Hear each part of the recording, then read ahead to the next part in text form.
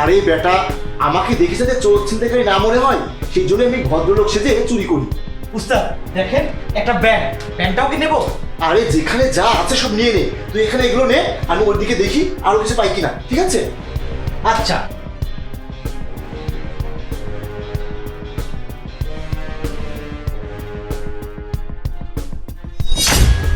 এই আপনি কে? বাবা তুমি কে? এটা আমাদের বাড়ি, আমার আম্মু কোথায়? আমি তোমার আম্মুর বন্ধু। তোমার আম্মু ওয়াশরুমে গেছে। এই তুহিন, জি উস্তাদ। এদিকে তাড়াতাড়ি আয়। ঠিক আছে।